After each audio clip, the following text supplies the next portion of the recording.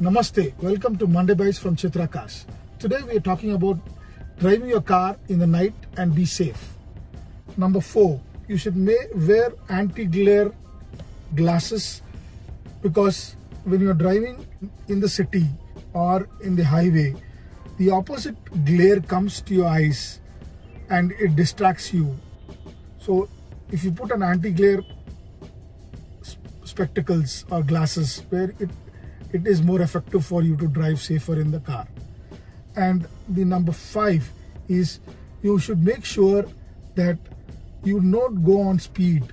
Your limit should be not more than 50 to 60 in the city drive or highway.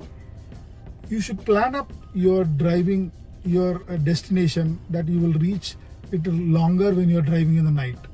Make sure. Number 6, have company for your driving. Have a co-companion for you to drive in the night. Basically, you will not get fell asleep faster, and as well as you will have company to drive. In case you are tired or you're feeling sleepy, he can take over driving and take care of your driving.